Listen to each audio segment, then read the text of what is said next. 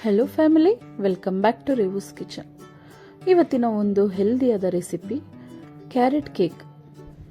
ತುಂಬಾನೇ ಸುಲಭವಾಗಿ ಮನೆಯಲ್ಲೇ ಮಾಡ್ಕೊಳ್ಳುವಂತಹ ರೆಸಿಪಿ ಇದು. ಬನ್ನಿ ಇದನ್ನ ಈಸಿಯಾಗಿ ಮಾಡ್ಕೊಳ್ಳೋದು ಹೇಗೆ ಅಂತ ನಾನಿವತ್ತು ನಿಮಗೆ ತೋರಿಸ್ತಾ ಇದ್ದೀನಿ. ನೀವಿನ್ನೂ ನನ್ನ ಚಾನಲ್ನ ಸಬ್ಸ್ಕ್ರೈಬ್ ಮಾಡ್ಕೊಂಡಿಲ್ಲ ಅಂದರೆ ಪ್ಲೀಸ್ ನನ್ನ ಚಾನಲ್ನ ಸಬ್ಸ್ಕ್ರೈಬ್ ಮಾಡ್ಕೊಳ್ಳಿ. ಹಾಗೂ ಈ ರೆಸಿಪಿ ವಿಡಿಯೋ ನಿಮಗೆ ಇಷ್ಟ ಆದರೆ ಪ್ಲೀಸ್ ಒಂದು ಲೈಕ್ ಮಾಡಿ.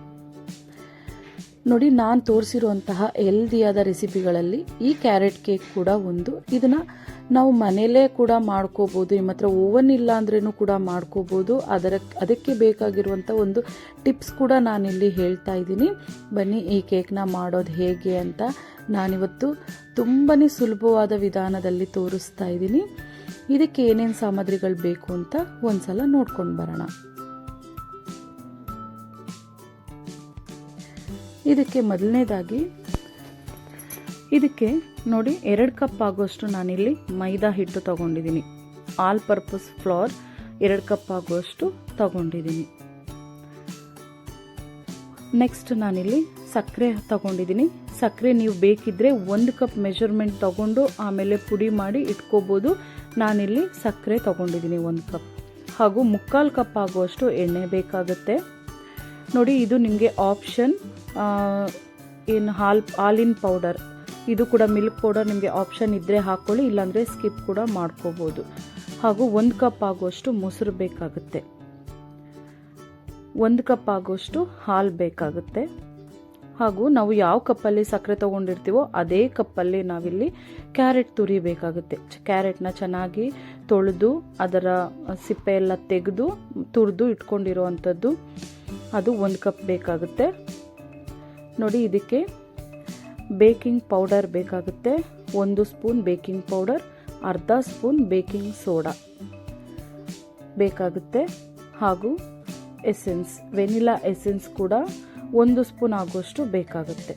ಇಷ್ಟಿದ್ರೆ ನಾವು ಕ್ಯಾರೆಟ್ ಕೇಕ್ನ ತುಂಬ ಸುಲಭವಾಗಿ ಮಾಡ್ಕೋಬೋದು. ಮೊದಲನೇದಾಗಿ ನಾನಿಲ್ಲಿ ಇವತ್ತು ಓವನ್ನ ಬಳಸ್ಕೊಂಡು ಮಾಡ್ತಾ ಇದ್ದೀನಿ. ಅದನ್ನು 10 ಮಿನಿಟ್ಸ್ಗೆ ಪ್ರೀ ಹೀಟ್ ಮಾಡ್ಕೋಬೇಕಾಗುತ್ತೆ.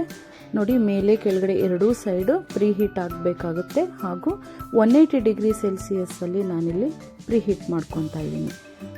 ಕೇವಲ 10 ನಿಮಿಷಗಳಲ್ಲಿ ನಾವು ಈ ಕೇಕ್ನ ರೆಡಿ ಮಾಡ್ಕೋಬೋದು. ನೋಡಿ, ಒಂದು ದೊಡ್ಡ ಮಿಕ್ಸಿಂಗ್ ಬೌಲ್ ತೊಗೊಂಡಿದ್ದೀನಿ. ಅದಕ್ಕೆ ಮೊದಲನೇದಾಗಿ ಸಕ್ಕರೆ ಹಾಕ್ತಾ ಇದ್ದೀನಿ. ನೀವು ಈ ಕೇಕ್ನ ಕಡಾಯಲ್ಲಿ ಮಾಡ್ಕೊಳ್ಳೋದಾದರೆ ಈಗಲೇ ಮೀಡಿಯಮ್ ಫ್ಲೇಮಲ್ಲಿ ನೀವು ಒಂದು ಕಡಾಯಿನ ಬಿಸಿ ಮಾಡೋಕ್ಕೆ ಇಟ್ಬಿಡಬೇಕಾಗುತ್ತೆ. ನೋಡಿ, 1 ಕಪ್ ಸಕ್ಕರೆ ಹಾಕಿ ನಾನು 1 ಕಪ್ ಮೊಸರು ಸೇರಿಸ್ತಾ ಇದ್ದೀನಿ. ಇವಾಗ ಸಕ್ಕರೆ ಕರಗೋವರೆಗೂ ನಾನಿಲ್ಲಿ ನನ್ನ ಹತ್ರ ಹ್ಯಾಂಡ್ ಬ್ಲೆಂಡರ್ ಇರೋ ಕಾರಣ ಅದರಲ್ಲಿ ಈ ರೀತಿ ಮಿಕ್ಸ್ ಮಾಡ್ಕೊಂಡು ಸಕ್ಕರೆ ಎಲ್ಲ ಕರಗಿಸ್ಕೊತಾ ಇದ್ದೀನಿ. ನೀವು ಈ ಕೇಕ್ಗೆ ಮೊಟ್ಟೆ ಹಾಕೋದಾದರೆ ಈ ಟೈಮಲ್ಲಿ ಮೊಟ್ಟೆ ಕೂಡ ಹಾಕೋಬೋದು. ನೀವು ಮೊಸರು ಸ್ಕಿಪ್ ಕೂಡ ಮಾಡ್ಕೋಬೋದು, ಇಲ್ಲ ಆ್ಯಡ್ ಕೂಡ ಮಾಡ್ಕೋಬೋದು. ಟೇಸ್ಟ್ ಏನು ಡಿಫ್ರೆನ್ಸ್ ಆಗಲ್ಲ. ಈ ರೀತಿ ಸಕ್ಕರೆನ ಪೂರ್ತಿಯಾಗಿ ಕರಗಿಸ್ಕೋಬೇಕಾಗುತ್ತೆ. ನೀವು ಸಕ್ಕರೆ ಪುಡಿ ಮಾಡಿಕೊಂಡ್ರೆ ಈ ಮೆಥಡ್ ನಿಮಗೆ ಈಸಿ ಆಗುತ್ತೆ.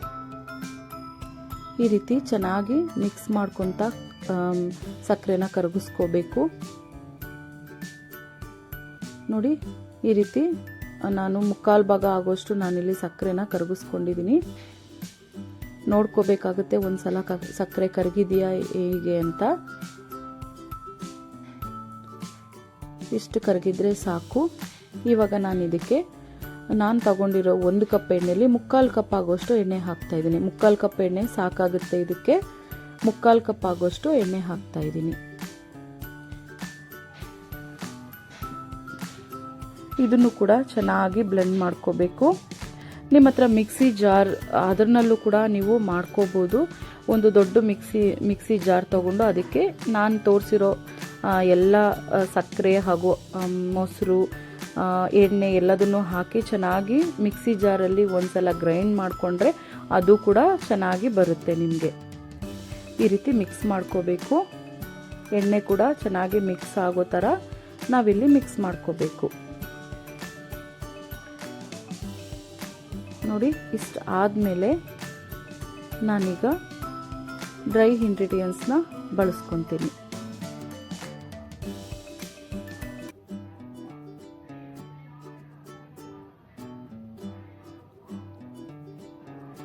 ನೋಡಿ, ಒಂದು ಜರಡಿ ಇಟ್ಕೋಬೇಕು.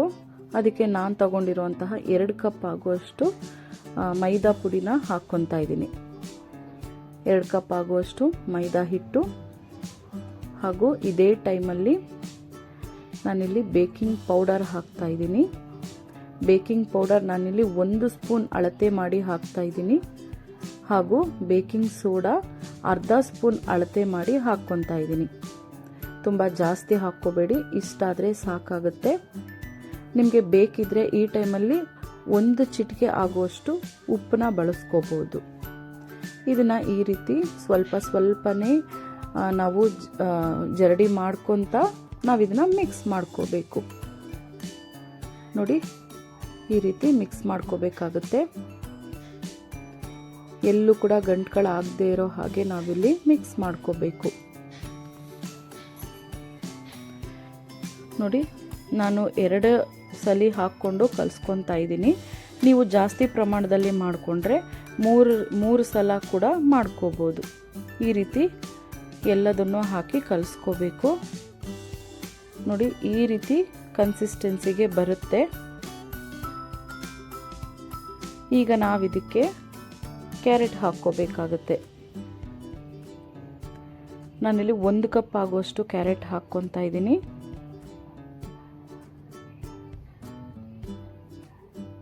ಅದನ್ನು ಕೂಡ ಚೆನ್ನಾಗಿ ಮಿಕ್ಸ್ ಮಾಡ್ಕೋಬೇಕು. ನಾವು ಮೊದಲೇ ಹಾಲು ಹಾಕಲ್ಲ, ಯಾಕೆಂದರೆ ಕ್ಯಾರೆಟಲ್ಲಿ ಸ್ವಲ್ಪ ನೀರಿನ ಅಂಶ ಇರುತ್ತೆ. ಅದಕ್ಕೋಸ್ಕರ ಮೊದಲೇ ಹಾಲು ಅಥವಾ ನೀರು ಹಾಕ್ಕೊಂಡು ಕಲಿಸ್ಕೊಂಡ್ರೆ ನಮಗೆ ಕನ್ಸಿಸ್ಟೆನ್ಸಿ ಸರಿಯಾಗಿ ಗೊತ್ತಾಗಲ್ಲ. ಅದಕ್ಕೋಸ್ಕರ ಮೊದಲೇ ಕ್ಯಾರೆಟ್ ಹಾಕ್ಕೊಂಡು ನೋಡಿ ಈ ರೀತಿ ಚೆನ್ನಾಗಿ ಕಲಿಸ್ಕೊಂಡು ನೋಡ್ಕೋಬೇಕು. ಹಾಲು ಎಷ್ಟು ಬೇಕೋ ಅಷ್ಟು ನೋಡಿಕೊಂಡು ಹಾಕ್ಕೋಬೇಕಾಗುತ್ತೆ. ನೋಡಿ, ಈ ರೀತಿ ಮಿಕ್ಸ್ ಮಾಡಿಕೊಂಡು ಈಗ ಸ್ವಲ್ಪ ಹಾಲು ಹಾಕ್ಕೊಂಡು ನಾನಿಲ್ಲಿ ಕಲಿಸ್ಕೊತೀನಿ. ಮೊದಲನೇದಾಗಿ ಅರ್ಧ ಕಪ್ ಹಾಲು ಹಾಕಿ ಕಲಿಸ್ಕೊಳ್ತಾ ಇದ್ದೀನಿ. ಈಗ ಇದೇ ಟೈಮಲ್ಲಿ ನಾನು ಮಿಲ್ಕ್ ಪೌಡರ್ ಕೂಡ ಹಾಕ್ಕೊತಾ ಇದ್ದೀನಿ. ಮಿಲ್ಕ್ ಪೌಡರ್ ನಿಮಗೆ ಆಪ್ಷನ್, ಬೇಕಿದ್ರೆ ಹಾಕ್ಕೊಳ್ಳಿ, ಬೇಡ ಅಂದರೆ ಸ್ಕಿಪ್ ಮಾಡ್ಕೊಳ್ಳಿ. ಹಾಕ್ಕೊಂಡ್ರೆ ಒಳ್ಳೆ ಟೇಸ್ಟ್ ಕೊಡುತ್ತೆ, ಹಾಗೂ ನಮ್ಮ ಕೇಕ್ ಒಳ್ಳೆ ಸಾಫ್ಟಾಗೂ ಕೂಡ ಆಗುತ್ತೆ. ಫ್ಲೇವರ್ ತುಂಬ ಚೆನ್ನಾಗಿರುತ್ತೆ, ಕೇಕ್ ಫ್ಲೇವರ್ ತುಂಬ ಚೆನ್ನಾಗಿರುತ್ತೆ ನಾವು ಮಿಲ್ಕ್ ಪೌಡರ್ ಹಾಕ್ಕೊಂಡ್ರೆ. ಅದಕ್ಕೋಸ್ಕರ ನಾನಿಲ್ಲಿ ಅರ್ಧ ಕಪ್ ಆಗುವಷ್ಟು ಮಿಲ್ಕ್ ಪೌಡರ್ ಬಳಸ್ಕೊಂಡಿದ್ದೀನಿ. ಇದನ್ನು ಈ ರೀತಿ ಕಲಿಸ್ಕೋಬೇಕು. ಎಲ್ಲೂ ಗಂಟುಗಳಿರಬಾರ್ದು. ನಮ್ಮ ಕ್ಯಾರೆಟ್ ಹಾಕಿರೋದು ಪೂರ್ತಿ ಮಿಕ್ಸ್ ಆಗಬೇಕು, ಅಲ್ಲಿವರೆಗೂ ನಾವಿಲ್ಲಿ ಮಿಕ್ಸ್ ಮಾಡ್ಕೋಬೇಕು. ಈಗ ಮತ್ತೆ ಸ್ವಲ್ಪ ಹಾಲು ಹಾಕಿ ಕಲಿಸ್ಕೊಳ್ಳೋಣ. ನೋಡಿ, ಇದು ತುಂಬ ಗಟ್ಟಿ ಆಯಿತು. ನಮಗೆ ರಿಬ್ಬನ್ ಕನ್ಸಿಸ್ಟೆನ್ಸಿಗೆ ಬರಬೇಕಾಗುತ್ತೆ. ಅಲ್ಲಿವರೆಗೂ ಸ್ವಲ್ಪನೇ ಹಾಲು ಹಾಕ್ಕೊಂಡು ನಾವು ಕಲಿಸ್ಕೋಬೇಕು. ಮತ್ತು ಇದನ್ನು ನಿಧಾನವಾಗಿ ಜಂಟಲ್ಲಾಗಿ ಕಲಿಸ್ಕೋಬೇಕಾಗುತ್ತೆ. ಏಕೆಂದರೆ ನಾವು ಕೇಕ್ ಮಾಡ್ತಾ ಇರೋದ್ರಿಂದ ಕೇಕ್ ತುಂಬ ಫಾಸ್ಟಾಗಿ ಕಲಿಸ್ಕೊಂಡ್ರೆ ಅದು ಟೆಕ್ಸ್ಚರ್ ಸರಿಯಾಗಿ ಬರಲ್ಲ. ಅದಕ್ಕೋಸ್ಕರ ನಿಧಾನವಾಗಿ ಕಲಿಸ್ಕೋಬೇಕು. ನೋಡಿ, ಇನ್ನೊಂದು ಸ್ವಲ್ಪ ಹಾಲು ಹಾಕ್ಕೊಂಡು ನಾನು ರಿಬ್ಬನ್ ಕನ್ಸಿಸ್ಟೆನ್ಸಿಗೆ ಕಲಿಸ್ಕೊತಾ ಇದ್ದೀನಿ. ಇಷ್ಟಾದಮೇಲೆ ನೋಡಿ, ಲಾಸ್ಟಲ್ಲಿ ನಾನು ವೆನಿಲಾ ಎಸೆನ್ಸ್ ಹಾಕ್ತಾ ಇದ್ದೀನಿ. 1 ಸ್ಪೂನ್ ಆಗುವಷ್ಟು ವೆನಿಲಾ ಎಸೆನ್ಸ್ ಹಾಕ್ತಾ ಇದ್ದೀನಿ. ಇದನ್ನು ಕೂಡ ಚೆನ್ನಾಗಿ ಮಿಕ್ಸ್ ಮಾಡಿಕೊಂಡು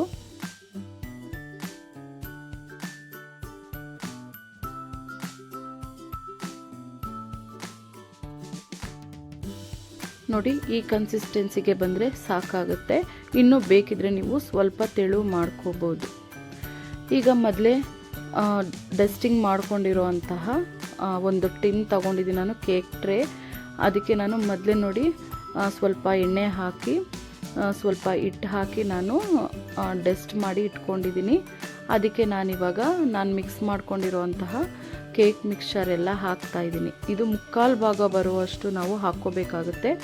ಕೇಕ್ ಸ್ವಲ್ಪ ಉಬ್ಬುತ್ತೆ ಇದು, ಸೊ ಅದಕ್ಕೋಸ್ಕರ 3/4 ಭಾಗ ಆಗುವಷ್ಟು ಹಾಕ್ಕೋಬೇಕು.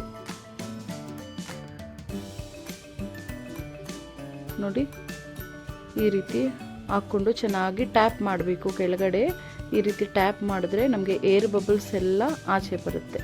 ಆ ರೀತಿ ಮಾಡಿಕೊಂಡು ಮೊದಲೇ ಪ್ರೀ ಹೀಟ್ ಮಾಡ್ಕೊಂಡಿರುವಂತಹ ಓವನ್ಗೆ ನಾನು ಇಡ್ತಾ ಇದ್ದೀನಿ. ನೀವು ಕಡಾಯಲ್ಲಿ ಇಟ್ಕೊಂಡ್ರೇನು ಕೂಡ ಇದೇ ರೀತಿ ಕಡಾಯಲ್ಲಿ ಇಟ್ಕೊಂಡು ಅದನ್ನು ಕೂಡ ಒಂದು 30 to 40 ಮಿನಿಟ್ಸು ನಾವು ಬೇಕ್ ಮಾಡ್ಕೋಬೇಕಾಗುತ್ತೆ. ನಾನಿಲ್ಲಿ 40 ಮಿನಿಟ್ಸ್ ಬೇಕ್ ಮಾಡೋಕ್ಕೆ ಇಟ್ಟಿದ್ದೀನಿ. 180 ಡಿಗ್ರಿ ಸೆಲ್ಸಿಯಸ್ಸಲ್ಲಿ ಮೇಲೆ ಕೆಳಗಡೆ ಎರಡೂ ಸೈಡು ಬಿಸಿ ಆಗೋಕ್ಕೆ ಇಟ್ಟಿದ್ದೀನಿ. ನನಗೊಟ್ಟು 45 ಮಿನಿಟ್ಸ್ ಹಿಡಿತು ಇದು ಮಾಡೋ ಅಷ್ಟರಲ್ಲಿ. ನೋಡಿ ಇಷ್ಟು ಕಲರ್ ಚೇಂಜ್ ಆಗಿದೆ. ನಮಗೆ ನೋಡಿದ್ರೆ ಎಷ್ಟು ಫ್ರೆಶ್ ಆಗಿ ಕಾಣ್ತಿದೆ ಅಲ್ವಾ ನಮ್ಮ ಕೇಕ್. ಈ ರೀತಿ ಮಾಡ್ಕೋಬೇಕು. ಈಗ ನಾನಿಲ್ಲಿ ಒಂದು ಟೂತ್ ಪಿಕ್ ತಗೊಂಡು ಮಧ್ಯ ಇದು ಮಾಡಿ ನೋಡ್ತಾ ಇದ್ದೀನಿ. ನೋಡಿ ಹಾಕಿ ನೋಡ್ತಾ ಇದ್ದೀನಿ. ಸ್ವಲ್ಪನೂ ಅಂಟ್ಕೋಬಾರ್ದು ನಮಗೆ. ಆ ರೀತಿ ನಾವು ಬೇಕ್ ಮಾಡ್ಕೋಬೇಕಾಗುತ್ತೆ. ನೀವು ಕಡಾಯಲ್ಲಿ ಮಾಡಿದ್ರೂ ಕೂಡ ಈ ಪ್ರೊಸೀಜರ್ನ ಮಾಡ್ಕೊಳ್ಳಿ. ಆವಾಗ ನಿಮಗೆ ಕೇಕ್ ಬೇಕಾಗಿದೆಯಾ ಹೇಗೆ ಅಂತ ಗೊತ್ತಾಗುತ್ತೆ. ಒಂದು ಚಿಕ್ಕ ಟವಲ್ನ ಈ ರೀತಿ ಮುಚ್ಚಿ ಒಂದು 2 to 4 ಅವರ್ಸ್ ನಾವು ಇದನ್ನು ರೆಸ್ಟ್ ಮಾಡೋಕ್ಕೆ ಬಿಟ್ಟು ಈಗ ಡಿಮೋಲ್ಡ್ ಮಾಡ್ತಾ ಇದ್ದೀವಿ. ತುಂಬ ಈಸಿಯಾಗಿ ಮಾಡ್ಕೊಳ್ಳೋ ಅಂತಹ ರೆಸಿಪಿ ಇದು.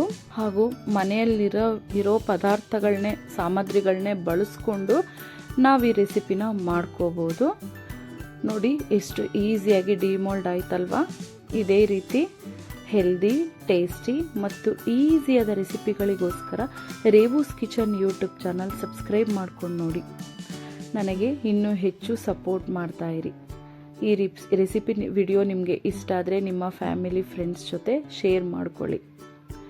ಪೂರ್ತಿ ವಿಡಿಯೋ ನೋಡಿದ್ದಕ್ಕೆ ಧನ್ಯವಾದಗಳು. ಮತ್ತೆ ಹೆಲ್ದಿಯಾದ ರೆಸಿಪಿಯೊಂದಿಗೆ ಸಿಗ್ತೀನಿ. Thank you for watching.